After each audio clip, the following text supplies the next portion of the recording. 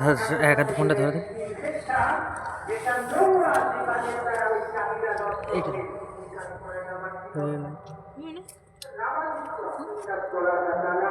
দে আমার একটু একটু হয়েছে না এটা ভালো পুড়ে গেছে তো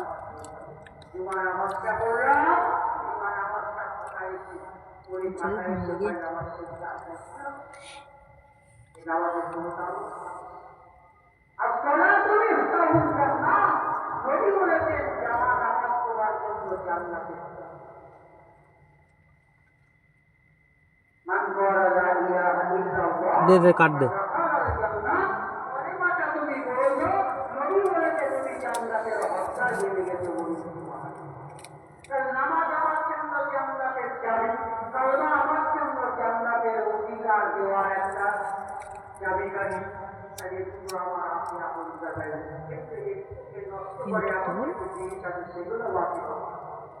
তুলবি না তুল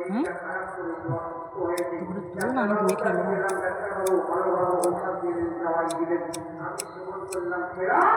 হিটে এ করতে হবে চৌকো পেনা করে তাঁতি কাটে করে তাই দিতে হবে একটা চুলো তো জালি হিসেবে গোলটা কম কাটা হয়ে গেছে ছোট কাটা হয়ে গেছে বুঝলি তোল না গোষ্ঠটা মাছ তুলবো কি করে বল গোছ ওই আগের বার যেরকম তুলিলি ওরকম এটা তোল আমি ধুয়ে খেলো মান একদম কি বড় গোশ ওকে তোল ওরা আমি খেলো মান তুই লাই না বাইরে কোথায় দেবো এই ওতে পুড়ে যাবে না না নিচে না নিচে এটা খাওয়ার জিনিস ওই সর্পসটা রাখলে ভালো হয় এদিক পুড়ে যাচ্ছে সর এটা তুই পুড়ে যাবে কিচ্ছু হয় না ধুয়ে লেছে ওই দে আবার আরে এখান থেকে উঠে ভালো লাগবে না বলো ধুয়ে লেছি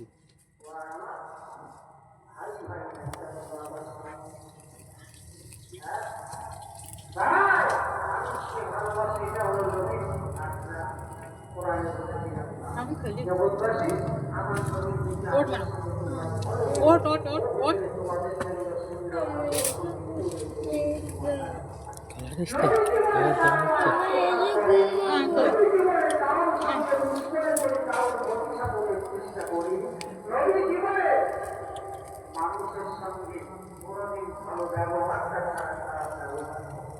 ঘরে গিয়ে শোকে খাটের উপরে যাবি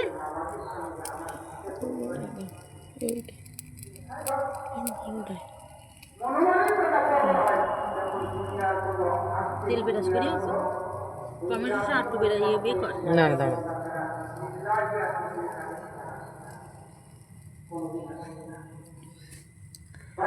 কত ভিডিও চলতে তাই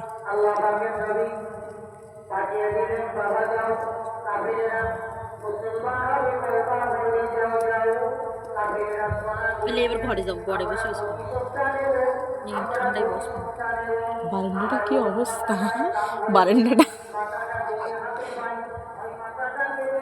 এবার একটু উল্টো একটু উল্টো আমার ছেলে বসবো লেগে হাত দিয়ে উল্টাচ্ছে চামচ দিয়ে উল্টা যেটা বেশি অসুবিধা করবো ধরেই গালে দিয়ে দিবি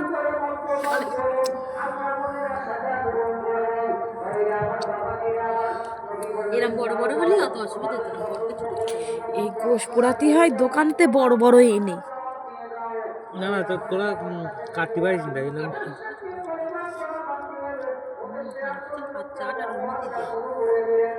তো ভাই তো আমি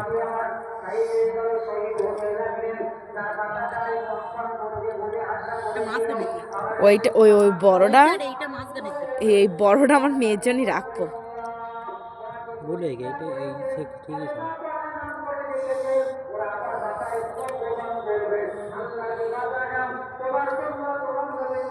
এটা হয়ে গে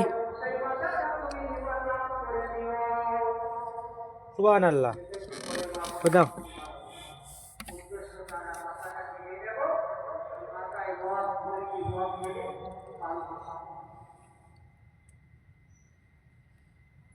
ওটা থেকে এই গোশ মনে হয় ভাজলে খাওয়াই যেত তেল দিয়ে সেদ্ধ এর মতো টেস্ট আনতে পারবি না।